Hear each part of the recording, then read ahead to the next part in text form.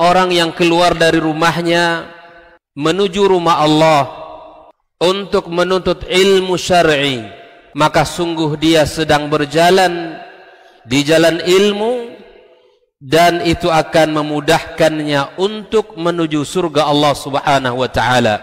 Man salaka tariqan yatlubu fihi ilman salaqallahu bihi tariqan min turuqil jannah. Barang siapa yang menempuh sebuah jalan, jalan yang ditempuhnya adalah jalan menuntut ilmu, maka Allah akan mudahkan jalannya untuk menuju surga Allah Subhanahu wa taala. Orang yang berangkat ke masjid untuk menuntut ilmu syar'i dianggap sebagai jihad fi sabilillah.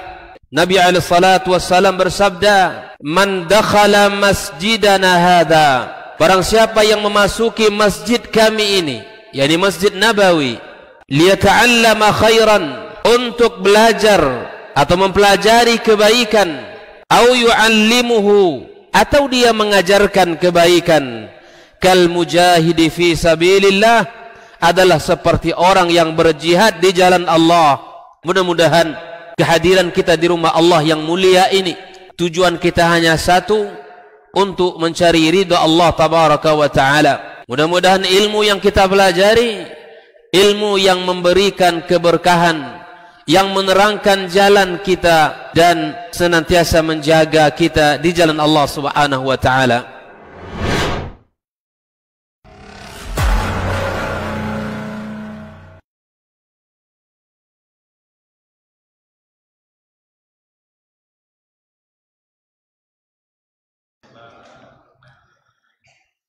Innal hamdalillah nahmaduhu wa nasta'inuhu wa nastaghfiruhu wa nastahdih wa na'udzu billahi min shururi anfusina wa sayyiati a'malina. May yahdihillahu fala mudilla lahu wa may yudlilhu fala hadiya lahu.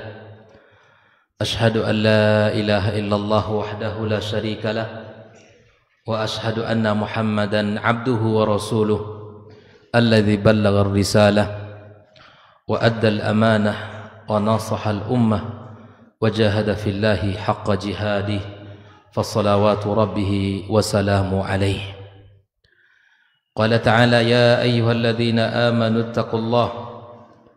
ittaqullaha haqqa tuqatih wa la tamutunna illa wa antum muslimun.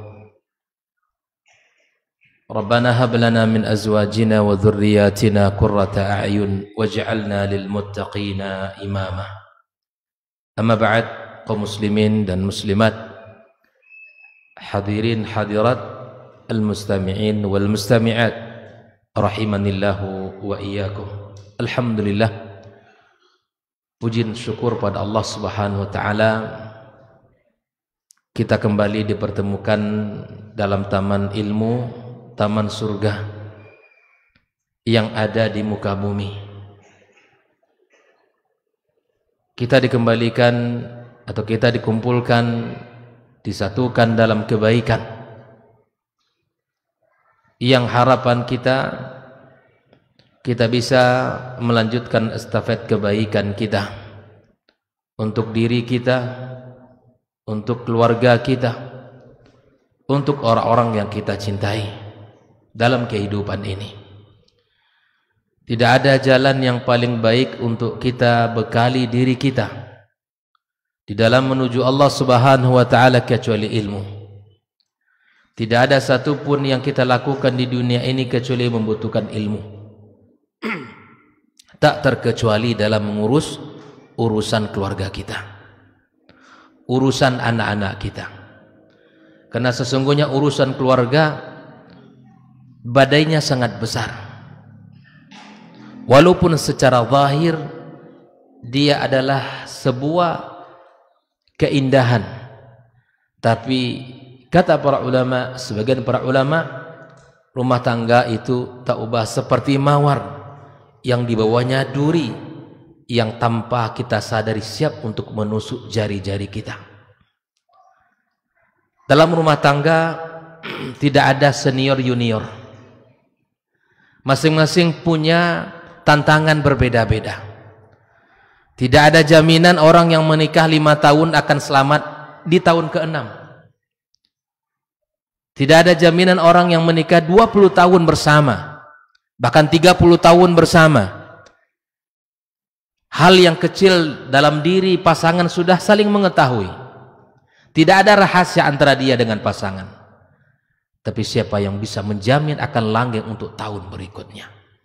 Kenapa demikian? Karena dalam Islam tidak ada ibadah ghairu mahdhah yang paling dibenci oleh syaitan melainkan rumah tangga yang penuh dengan keimanan. Pasangan yang tumbuh di dalam ketakwaan, saling menunaikan hak dan kewajiban, punya tanggung jawab besar. Syariat Allah ditegakkan di dalam rumah tangga itu. Ini rumah tangga yang paling dibenci oleh syaitan. Di dalam sebuah hadis kita dapatkan di mana Rasulullah SAW mengatakan di setiap hari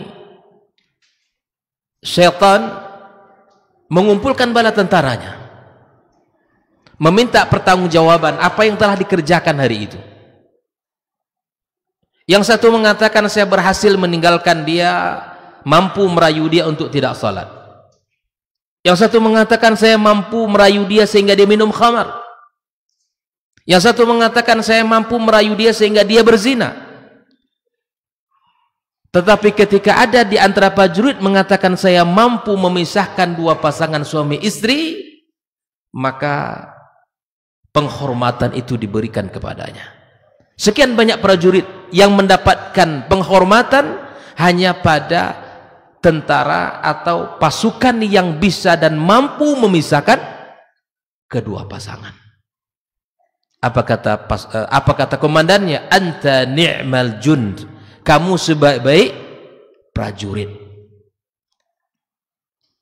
Maka tidak ada ibadah mahdha, ya, ghairu mahdha, yang paling dibenci oleh syaitan.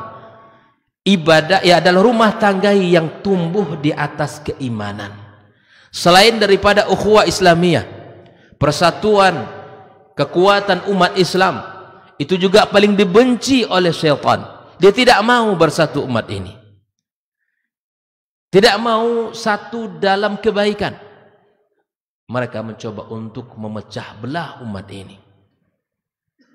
Kaum muslimin dan muslimat rahimakumullah. Maka untuk mengawal rumah tangga membutuhkan ilmu. Ilmu yang telah diajarkan oleh Allah di dalam Al-Quranul Karim. Ilmu yang telah diajarkan oleh Nabi Sallallahu Alaihi Wasallam di dalam hadis-hadisnya. Dan kita akan mempelajari itu, insyaallah ta'ala. Kenapa kita belajar dan bicara tentang rumah tangga? Yang kedua, ikhwah fillah, bahwa kehidupan rumah tangga ini adalah asas kebaikan bagi seseorang, bahkan adalah tempat yang paling baik di zaman fitnah. Untuk menyelamatkan diri dari fitnah zaman yang sangat luar biasa, maka rumah adalah tempat yang paling baik bagi dia untuk menyelamatkan dirinya. Itu ada keluarganya, ada istri dan anaknya. Adalah tempat yang paling nyaman untuk menjaga diri dari hantaman fitnah di zaman ini. Bahkan Nabi Sallallahu Alaihi Wasallam ketika ada salah seorang yang tergoda oleh wanita di luar rumah sana, apa wasiat Nabi kepada dia? Irji' ila baiti, kembali ke rumahmu, kembali ke rumahmu segera, jangan berlama-lama di luar, karena fitnahnya begitu besar. Karena sesungguhnya apa yang ada pada wanita yang membuat kamu tergoda, itu pun ada di rumahmu. Segera kembali ke rumah. Bahkan dalam urusan kehidupan bukan hanya berakhir dengan berakhirnya hayat kita. Ketika seseorang masuk ke alam barzakh, kata Nabi SAW, di saat seseorang selamat dari ujian berat yang ditanya oleh para malaikat, siapa Rabbmu, siapa nabimu, dan apa agamamu? Tidak semua orang mampu menjawabnya, dan tidak semua orang selamat. Hanya orang-orang yang diberikan oleh Allah Subhanahu wa taala taufik di dunia ini untuk beribadah dan beriman yang benar kepada Allah Subhanahu wa taala. Setelah dia lulus dalam jawaban yang dalam pertanyaan yang sangat besar itu, maka dia berseru kepada Allah, ya Rabbi aqimis sa'ah. Wahai Rabbku, tegakkan hari kiamat. Meminta kepada Allah. Dalam sebuah hadis Barra ibn Azib disebutkan bahwa dia meminta kepada Allah, ya Rabbi aqimis sa'ah. Tegakkan hari kiamat. Kenapa dia meminta kepada Allah? Ikhwafillah. Kata dia, akan aku kabarkan kepada keluargaku. Akan aku kabarkan kepada orang-orang yang aku cintai bahwa aku adalah orang yang selamat. Untuk kehidupan di alam yang kekal abadi ditentukan oleh permulaan kita di alam barzakh. Untuk keselamatan perjalanan kita di dalam menuju surga Allah diawali dengan pertamanya kita di alam barzakh. Kalau di alam barzakh kita selamat, maka perjalanan berikutnya akan lebih mudah. Namun apabila di alam barzakh sudah penuh dengan cobaan bahkan azab, itu perjalanan berikutnya akan lebih susah dan panjang. Jelas? Untuk kehidupan yang kekal dan abadi ditentukan oleh permulaan di alam barzakh. Tapi apakah seseorang di dunia ini termasuk husnul khatimah atau sebaliknya? Maka ditentukan oleh bagaimana dia mengakhiri kehidupan di dunia ini. Ya, orang ini baik atau tidak? Ya, maka dilihat bagaimana dia mengakhiri dunia ini. Kalau dia mengakhiri dengan husnul khatimah, insya Allah itu akan membantu dia awal perjalanan yang baik untuk alam setelah alam dunia ini. Oleh itulah ikhwafillah rahimakumullah, kita belajar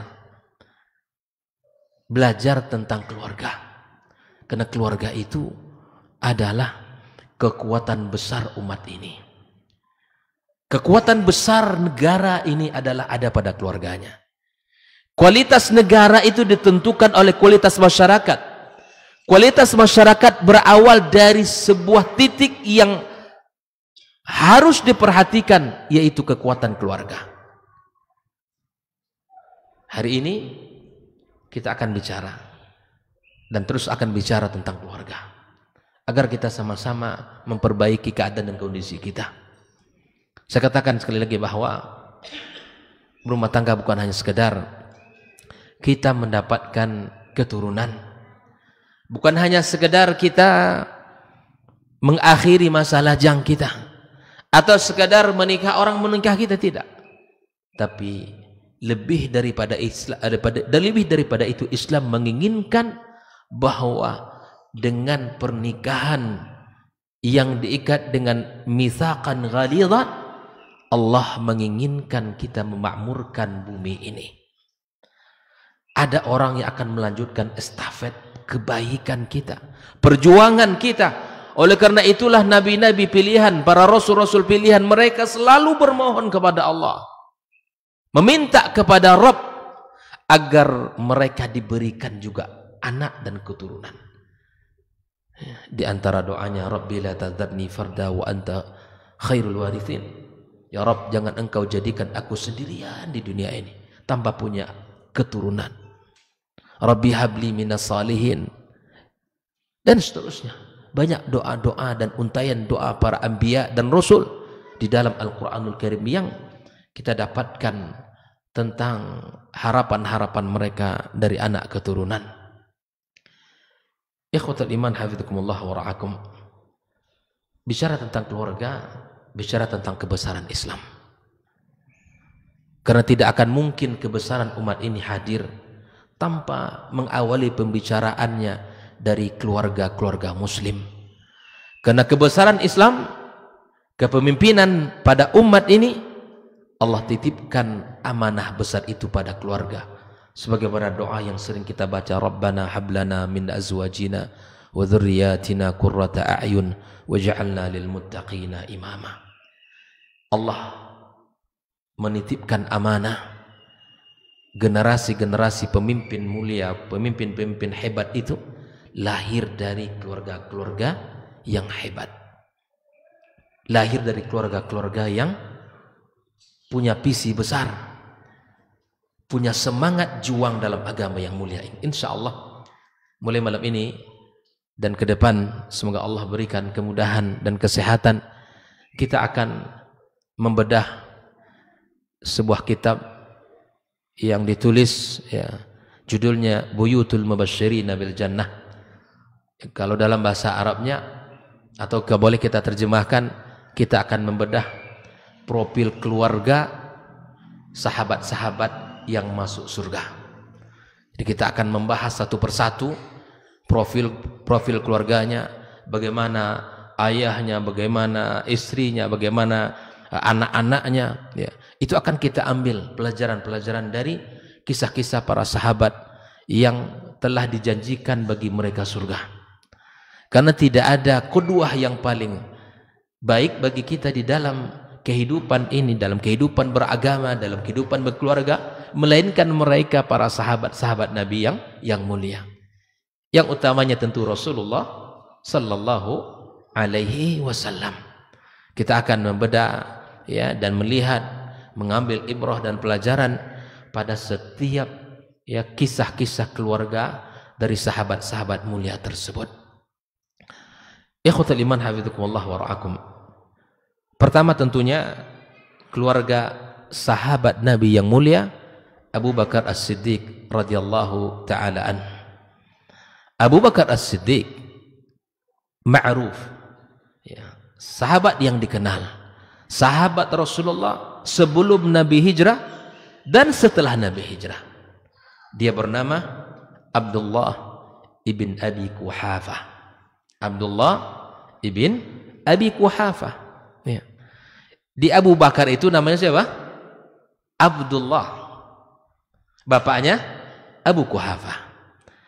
Nah, di antara keistimewaan keluarga ini ya, keluarga ini adalah keluarga yang hebat jika dibandingkan dengan keluarga-keluarga sahabat yang lain. Dan semua keluarga sahabat hebat. Wabil khusus keluarga Abu Bakar As-Siddiq radhiyallahu taala anhu itu keluarga yang bapaknya, ibunya beriman. Abu Quhafah ittifaq ulama dia beriman. Dianya Abu Bakar apalagi As-Siddiq radhiyallahu taala anhu. Ya, yang digelar dengan As-Siddiq, yang membenarkan awwalu rajulin aslama fil Islam, laki-laki pertama yang masuk Islam. Tidaklah terdengar berita tentang kerasulan Muhammad sallallahu alaihi wasallam kecuali dia langsung mengimani Nabi kita alaihi salatu wassalam. Yang kedua, level atas beriman. Level kedua, dia dan istrinya juga beriman. Level anak, level ketiga, anak-anak beliau juga beriman. Walaupun ada berselang waktu, tapi semuanya beriman.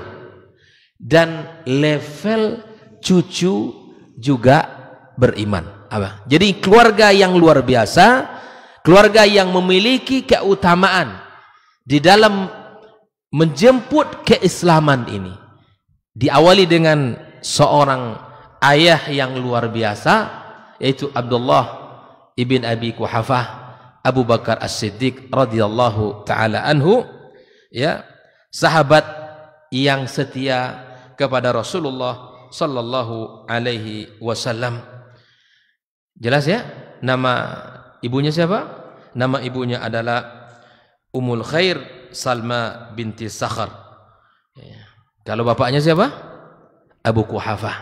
Ya, Abu Quhafah, dan itu beriman kepada Rasulullah SAW. Nama ibunya adalah Ummul Khair Salma binti Sakhar, putri dari paman Abu Quhafah. Putri dari paman Abu Quhafah. Jadi kalau dulu menikahi anak paman sudah ternyata sejak zaman dahulu ya. Menikahi anak paman ya itu sudah biasa, sejak zaman dahulu juga sudah ada. Kalau kita lihat Rasulullah SAW, kalau kita lihat Abu Bakar dengan rentang usia dengan Rasulullah SAW Itu terpaut lebih kurang 3 tahun antara Abu Bakar dengan Rasulullah SAW. Ya, Abu Bakar lebih muda 3 tahun setelah 3 tahun berapa bulan dari Rasulullah Sallallahu Alaihi Wasallam. Ini kalau kita lihat rentang usia, ya, lebih muda 3 tahun, dan subhanallah keluarga menjadi keluarga pilihan yang membackup dakwah Rasulullah Sallallahu Alaihi Wasallam. Kemudian kalau kita berbicara tentang bagaimana sifat fisiknya, ya, fisiknya Abu Bakar seperti apa? Seorang yang tampan, laki-laki yang tampan berkulit putih, namun badannya agak sedikit kurus, wajahnya agak pipih, kemudian matanya cekung. Inilah beliau. Ada warna di wajahnya mirip dengan pewarna kuku. Disebutkan oleh para ahli sirah demikian. Orang yang tidak terlalu besar, ya, tetapi jiwa yang besar, iman yang tebal, itu menjadi tempat di mana Rasul sallallahu alaihi wasallam ya selalu meminta dan selalu menjadi sahabat dimanapun Nabi sallallahu alaihi wasallam berada. Bahkan ketika dia sudah masuk Islam, 10 dari 10 sahabat yang dijamin masuk surga itu rata-rata masuk dari dakwahnya Abu Bakar As-Siddiq radhiyallahu taala. Dakwah beliau, bahkan dengan harta dia. Ini juga pelajaran mahal dari keluarga Abu Bakar As-Siddiq radhiyallahu taala anhu. Berjuang dengan hartanya, ikhwah fillah rahimakumullah. Berjuang dengan harta dalam keluarga untuk membela agama Allah Subhanahu wa taala. Abu Bakar As-Siddiq membebaskan para budak-budak. Para budak-budak di kota Mekah dibebaskan oleh beliau. Sehingga ada di antara keluarganya Abu Bakar itu yang mengatakan, "Wahai Abu Bakar, kamu bebaskan yang lain. Kamu ajak yang lain untuk Islam. Kenapa kamu bebaskan orang-orang budak yang tidak bernilai ini?" Coba lihat perkataan beliau. Kata dia, "Yang aku lakukan ini hanya semata untuk Allah. Saya tidak menginginkan dari mereka ini apa-apa. Yang saya keluarkan dari harta benda saya adalah menjalankan syariat Allah, membebaskan mereka, mengajak mereka untuk Islam. Tidak menginginkan unsur dunia." Pelajaran mahal dalam keluarga kita, ikhwah fillah. Keluarga hendaklah menjadi penopang terhadap dakwah ini. Bukan sebaliknya. Bukan menjadi keluarga yang memusuhi Islam. Bukan menjadi keluarga yang menghalangi dakwah ini. Tapi jadilah keluarga muslim yang menopang dakwah Islam ini. Sebagaimana keluarga Rasul, keluarga Abu Bakar As-Siddiq radhiyallahu taala anhu. Lihat, sebagai bukti penopang dakwah, ketika Rasul sallallahu alaihi wasallam hijrah ke kota Madinah, maka keluarga yang mulia ini membagi tugas sesuai dengan kapasitas. Abu Bakar As-Siddiq menemani Rasul sallallahu alaihi wasallam dalam perjalanan hijrah. Dalam perjalanan hijrahnya, Abdullah ibn Abi Bakar As-Siddiq radhiyallahu taala anhu adalah orang yang ditugaskan mencari berita-berita, mencari kabar di kota Mekah, seperti apa kondisi dan keadaan. Itu tugasnya. Sedangkan Asma binti Abi Bakar As-Siddiq radhiyallahu taala anhu tugasnya sangat luar biasa. Seorang gadis, seorang wanita yang punya tugas besar mengantarkan makanan untuk naik ke bukit. Jelas ya? Kalau naik hari ini kita itu 2 jam lebih, Pak. Terjal luar biasa. Sampai digelar dengan seorang wanita dzatun nitaqaini, wanita yang memiliki dua selendang. Asma ini peran besar dalam dakwah, keluarga yang luar biasa, di dalam menopang dakwah Rasul sallallahu alaihi wasallam. Digelar dengan Dzatun Nitaqaini, selendang beliau ini dibelah dua oleh Asma. Panjang dibelah dua sama dia, tidak punya tali. Yang satu digunakan untuk mengikat makanan di perutnya. Bayangkan. Ditulis dengan tinta emas dengan gelar Dzatun Nitaqaini. Asma. Adapun penggembala kambing yang menjaga domba-domba dan kambing-kambing Abu Bakar Siddiq menyiapkan diperah susunya, diambil untuk makanan yang diantarkan kepada Rasulullah sallallahu alaihi wasallam. Bayangkan totalitas keluarga ini membantu dakwah Islam. Apa yang bisa kita lakukan hari ini? Dengan mengikuti kajian, ajak keluarga kita. Mengamalkan sunnah-sunnah Rasulullah SAW, ajak keluarga kita. Jangan kita menjadi penyulut dakwah, menjadi orang yang membenci kepada dakwah ini. Karena sesungguhnya dakwah ini adalah amanah yang mesti kita jaga. Keluarga-keluarga muslim punya tanggung jawab di hadapan Allah tentang apa yang ia lakukan di dunia ini. Jadilah keluarga penopang dakwah. Jadilah keluarga yang selalu berada di atas perintah Rasulullah sallallahu alaihi wasallam. Seperti keluarganya Abu Bakar As-Siddiq radhiyallahu taala anhu.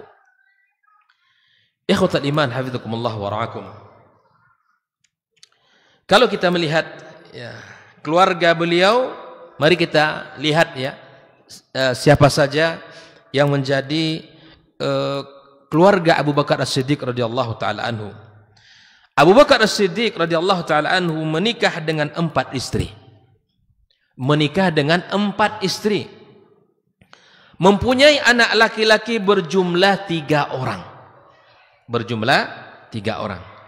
Gitu kan? Sementara anak perempuannya juga berjumlah 3 orang. Dengan demikian semua anaknya totalnya adalah 6 orang. Mari kita lihat siapa yang 4 itu dan bagaimana anaknya dan siapa saja anak-anaknya. Baik. Yang pertama adalah Qatilah binti Abdul Uzza ibn Abdul Sa'ad ibn Nadar Ummu Kulthum. Nah, ini Qatilah. Dari Qatilah ini lahirlah anak yang bernama Abdullah ibn Abi Bakar. Yang kedua Asma yang digelar dengan Dzatun Nitaqaini. 2 orang yang punya peran besar dalam dakwah. Ayahnya mencontohkan, anak mengikuti. Ayahnya orang yang teguh dalam agama, anak pun mengikuti. Abdullah punya tugas mencari berita, kabar berita, nanti disampaikan. Karena strategi Nabi tidak langsung berbelok dari Madinah, dari Mekah menuju Madinah. Tidak. Strategi Nabi mencari sebuah tempat. Pastilah orang-orang Quraisy mencari jejak Muhammad sallallahu alaihi wasallam dan pasti mereka sudah sampai pada gua itu. Kalaulah seandainya mereka melihat ke ujung kaki, mereka melihat Abu Bakar As-Siddiq dan Rasulullah SAW. Disitulah kita pernah mendengar dalam sebuah ayat yang Allah abadikan bahwa ketika Abu Bakar khawatir terhadap kondisi ini, maka Nabi mengatakan bahwa Abu Bakar, tidaklah kamu mengira kita berdua kecuali Allah Subhanahu wa taala yang ketiga yang akan menjaga kita. Dan Nabi SAW menguatkan beliau, menguatkan sahabatnya yang mulia Abu Bakar As-Siddiq radhiyallahu taala anhu. Nah, yang kedua, istri beliau Ummu Ruman. Siapa? Ummu Ruman binti Amir bin Waimir. Dari Ummu Ruman ini lahirlah Abdurrahman dan lahirlah Aisyah. Asma lebih tua dari Aisyah. Asma lebih tua beberapa tahun dari Aisyah radhiyallahu taala anhumah. Kita jelas bahwa dari Aisyah nanti Abu Bakar radhiyallahu taala an menikahkan dengan Rasulullah SAW. Aisyah itu dinikahi oleh Rasulullah di kota Mekah. Ada 3 istri Nabi yang dia nikahi di kota Mekah. Yang pertama adalah Khadijah radhiyallahu taala anha, yang kedua adalah Saudah, yang ketiga adalah Aisyah. Tetapi Nabi SAW serumah dengan Aisyah ketika Nabi telah hijrah ke kota Madinah. Di saat itu Aisyah berusia 9 tahun. Sisanya Nabi SAW menikahi istrinya di Madinah. Istri Nabi 11 orang yang hidup bersama Rasul sallallahu alaihi wasallam di kota Madinah itu 9 orang sampai beliau wafat. Maka Aisyah adalah istri, salah satu dari istri dari sekian istrinya yang perawan dan yang muda jika dibandingkan dengan istri-istri yang lainnya. Dan Aisyah radhiyallahu taala anha adalah wanita cerdas yang menjadi guru bagi para sahabat setelah wafatnya Rasulullah sallallahu alaihi wasallam, karena masih ada usia Aisyah lebih kurang 40 tahun menjadi guru para sahabat tentang Islam, karena banyak hadis-hadis yang riwayatkan oleh Aisyah radhiyallahu taala anha. Wabil khusus berkaitan dengan riwayat-riwayat rumah tangga lebih banyak diriwayatkan oleh Aisyah radhiyallahu taala anha. Bagaimana Rasul di rumahnya, yang menceritakan siapa? Aisyah radhiyallahu taala anha. Nabi sallallahu alaihi wasallam kata beliau, min akramin nas wa altafin nas. Itu Aisyah yang menceritakan. Nabi itu laki-laki yang paling lembut dan laki-laki yang paling mulia. Dia yang menceritakan bagaimana Rasul di rumah. Kata dia, Nabi mengerjakan pekerjaan rumah. Bayangkan, Nabi SAW mengerjakan pekerjaan rumah. Masa kita tidak mampu dan tidak mau mengerjakan pekerjaan rumah yang bisa kita lakukan? Sebagai ikutan kita Rasul SAW, kita bisa mencontoh dia, melakukan apa yang bisa kita lakukan di rumah. Sering saya sampaikan, seseorang di rumah ya memegang sapu itu bukanlah aib. Bahkan mencuci piring bukanlah aib. Membersihkan rumah sebagaimana istri kita membersihkan rumah kita bukan aib. Perkara yang biasa dalam kehidupan rumah tangga. Tidak ada yang menjadi aib dalam hal itu, karena Nabi kita yang mulia melakukannya. Kemudian istri beliau yang ketiga adalah Asma binti Umais bin Ma'ad ibn Taim. Nama anaknya adalah Muhammad. Kemudian istri beliau yang keempat Habibah binti Kharijah bin Zaid ibn Al-Khazrajiyah Al-Ansariyah.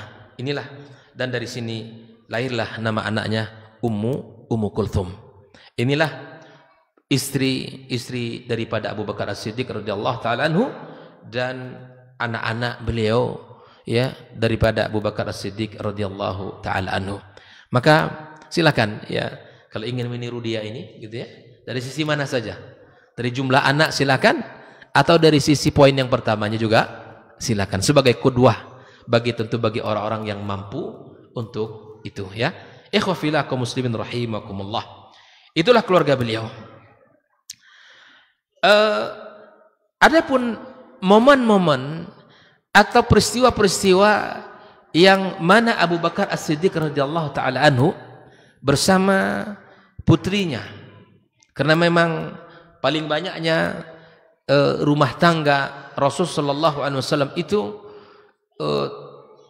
dikisahkan tentang kebersamaan Aisyah dengan Rasul sallallahu alaihi wasallam ya, dalam banyak kondisi dan keadaan. Bahwa satu ketika ya, bahwa Rasul sallallahu alaihi wasallam pernah terjadi ya perselisihan dengan istrinya ya. Aisyah adalah wanita yang muda, yang wanita yang cerdas, wanita yang juga pencemburu ya. Karena cemburunya Aisyah kepada Khadijah, ibunda kita, itu sangat luar biasa ya, sangat luar biasa ya, wanita muda. Dan kecemburuan Aisyah itu ya, di mana Nabi SAW mampu untuk mengawalnya, mampu untuk meredamnya ya. Bahkan Aisyah radhiyallahu taala anha selalu membuat perumpamaan-perumpamaan ya, yang menandakan bahwa dia harus lebih dicintai. Begitulah kira-kira.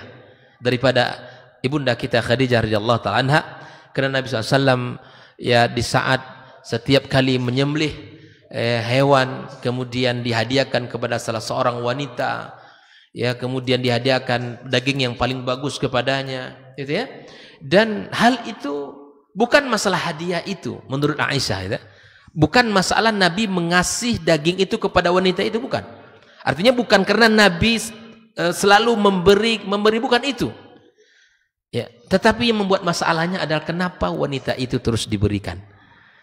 Kalau bersedekah Nabi tidak lagi diragukan. Seorang Nabi yang dermawan, ya, pribadi yang sangat luar biasa, pemurah. Tapi yang menjadi Aisyah ini menjadikan dia cemburu, kenapa kepada wanita itu terus diberikan. Tahu kita rahasianya? Ternyata wanita itu adalah siapa? Sahabat dekatnya Khadijah radhiyallahu ta'ala anha. Ini juga bisa dilakukan, ya. Andai di antara kita punya ya kejadiannya seperti Rasulullah SAW, ya, telah meninggal istri pertamanya, lah qadarullah, dia punya sahabat, ya sudah, bentuk kita mengingat istri kita, ya, maka berikan ya kebaikan kepada sahabatnya. Sebagaimana dalam Islam juga demikian. Di antara bentuk bir kita kepada orang tua kita yang sudah meninggal dunia, kita menyambung hubungan dengan siapa? Sahabat ayah kita, teman akrab ayah kita, atau teman akrab ibu kita. Kita sambung hubungan silaturahim kita, kita berbuat baik kepadanya. Ini luar biasa dalam Islam. Nah sampai Aisyah radhiyallahu ta'ala anha ya mengatakan bahwa jika seandainya ada sebuah lahan yang satu sudah dimakan oleh hewan-hewan yang lain, ya, yang satu lahan masih hijau, kira-kira ya Rasulullah, ya kemana engkau tambatkan hewan ternakmu? Ini bahasa tinggi, gitu ya. Ya ada dua lahan wahai Rasul, yang satu lahan yang sudah dimakan rumputnya oleh hewan-hewan yang lain, yang satu masih hijau subur, gitu ya. Kira-kira kalau engkau punya hewan ternak, kemana engkau bawa ya hewan ternak itu? Maka tentulah Nabi ya sallallahu alaihi wasallam faham, ya. Tentu Nabi lebih cerdas lagi, gitu kan, memahami perkataan ini. Nah tentulah kata Rasulullah SAW, saya akan menambatkan hewan saya ke tempat yang subur dan hijau, ya. Inilah baginda kita sallallahu alaihi wasallam. Nah, satu ketika ya, Abu Bakar As-Siddiq radhiyallahu taala anhu ya mendengarkan pertikaian di rumah tangga Rasulullah SAW, ya, di rumah tangga Rasulullah sallallahu alaihi wasallam, antara siapa? Anak beliau Aisyah dengan siapa? Suaminya Muhammad sallallahu alaihi wasallam. Terdengar dari beliau dari luar, ya, bahwa Aisyah mengangkat suaranya agak tinggi kepada suaminya Rasulullah sallallahu alaihi wasallam. Maka ketika itu Abu Bakar As-Siddiq radhiyallahu ta'ala meminta izin kepada Rasulullah untuk masuk ke rumahnya dan ingin memberikan pelajaran kepada anaknya. Nah, ini ingin memberikan pelajaran kepada anaknya, ya. Maka ketika Abu Bakar As-Siddiq radhiyallahu taala anhu ya masuk, kemudian meminta izin kepada Rasul sallallahu alaihi wasallam, dan ketika itulah ya Abu Bakar As-Siddiq ingin memberikan pelajaran kepada anaknya. Dengan sedikit memberikan pelajaran, lalu kemudian Rasulullah sallallahu alaihi wasallam melindungi Aisyah radhiyallahu taala anha. Kemudian Rasul mengatakan, wahai Abu Bakar, bukan untuk itu kamu hadir di tengah kami. Nah ini artinya Rasulullah SAW mengizinkan mertuanya untuk masuk. Nah ya, inilah kelemah lembutan Rasulullah. Seorang mertua ingin masuk. Nah ini pelajaran mahal ini.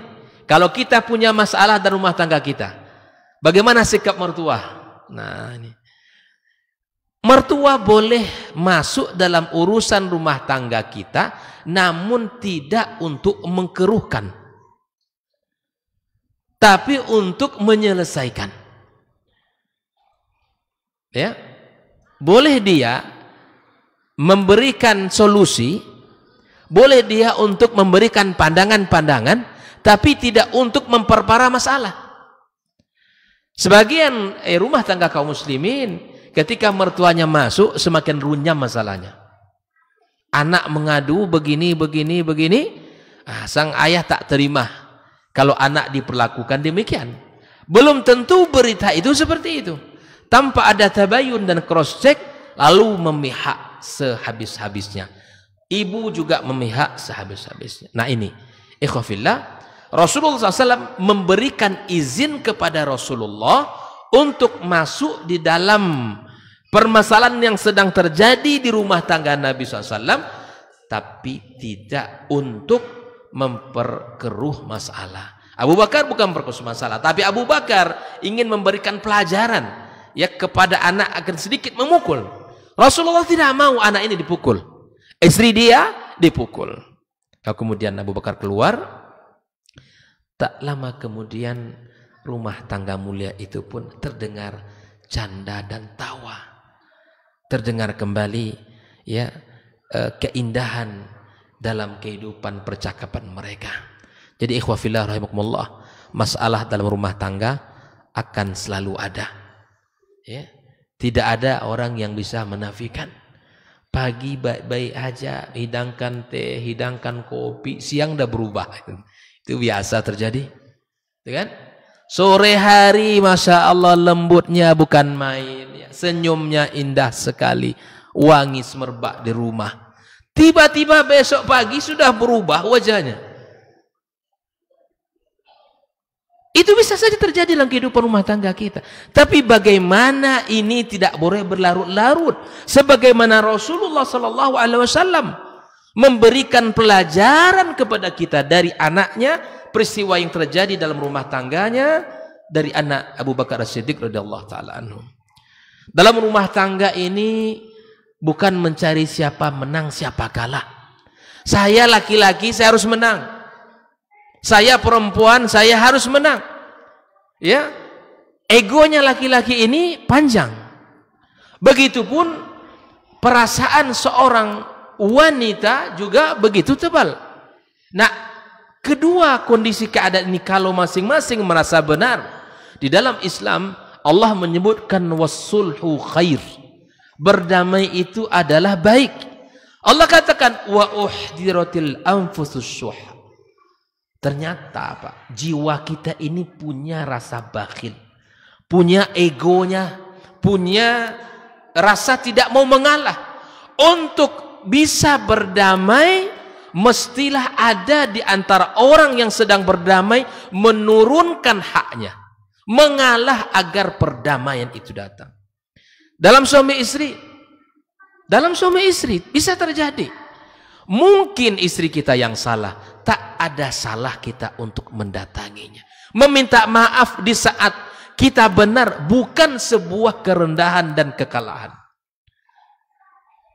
Yang kita inginkan, ingat, adalah keberkahan rumah tangga. Karena ketika api ditambah dengan api menjadi besar, setan ketawa, kita menjadi merana, rumah tangga hancur, kemudian anak berantakan, hilang kekuatan kita. Jelas? Pertikaian antara saudara-saudara, yang abang merasa benar, yang adik pun merasa benar. Mungkin kedua-duanya punya punya kebenaran, tapi mesti ada yang menurunkan haknya, yang mengalah atas saudaranya, menurunkan rasa benar yang ada di hatinya. Sudah, demi perdamaian, demi kebaikan, saya mengalah. Ikhwafillah rahimakumullah. Inilah keluarga mulia, keluarga Rasulullah SAW, lahir dari seorang wanita yang dididik oleh seorang ayah yang mulia, yang jujur, bertakwa, beriman kepada Allah, As-Siddiq radhiyallahu taala anhu. Keluarga mulia. Keluarga yang indah. Azan? Masuk waktu? Ya. Gimana di sini? Azan dulu. Enggak tahu azan.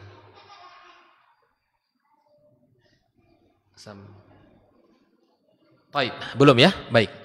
Ikhwafillah.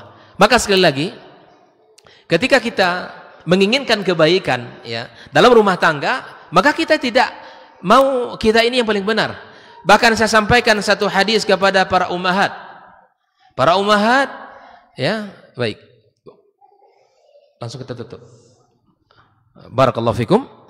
Semoga Allah Subhanahu wa taala memberkahi pertemuan kita. Tadi saya sudah janjikan ya, satu kalimat saya minta izin, 1 menit. Bahwa nasihat untuk para ummahat. Rasulullah SAW mengatakan, awala adullukum min nisaikum min al-jannah. Maukah kalian aku tunjukkan wanita penghuni surga? Dia, kata Nabi, ketika dia disakiti oleh istrinya, oleh suaminya. Ketika ia disakiti oleh suaminya, bahkan dizalimi oleh suaminya, maka dia tidak segan-segan untuk mendatangi suaminya, lalu mengatakan, la adzuqu ghamdan hatta tarda. Wahai suamiku, aku tidak akan bisa tidur nyenyak malam ini sampai engkau ridha kepadaku. Walaupun dia tersakiti, walaupun dia terzalimi, dia mulia datang meminta maaf kepada suami. Dia bukan kalah, tapi mulia. Dia bukan hina, tapi orang-orang yang dimuliakan Allah SWT. Barakallahu fikum. Wa sallallahu ala nabiyyina Muhammadin wa sallam. Wa subhanakallahumma bihamdika asyhadu an la ilaha illa anta astaghfiruka wa atubu ilaik. Wassalamualaikum warahmatullahi wabarakatuh. Di para sahabat itu, kaum muslimin, yang terbayang bagi mereka itu adalah infak. Yang terbayang bagi mereka adalah sebuah kebahagiaan, keselamatan di akhirat yang kekal dan abadi di sisi Allah Tabaraka wa Ta'ala. Semua kita boleh klaim sekarang. Kamu cinta Nabi? Cinta Ustaz. Cinta Nabi? Cinta Ustaz. Termasuk saya. Cinta Nabi? Cinta. Dapat tahunya besok di akhirat. Maka apa kata Nabi SAW? Amalur rajuli biyadih. Penghasilan yang terbaik adalah pekerjaan yang dilakukan oleh seseorang dengan tangannya sendiri. Wa kullu bai'in mabrur. Dan setiap jual beli yang mabrur. Ini aktivitas ini membantu saya di akhirat atau akan menyulitkan saya di akhirat? Kalau seandainya perbuatan itu ternyata akan menyulitkan kita di akhirat kelak, tinggalkan perbuatan itu.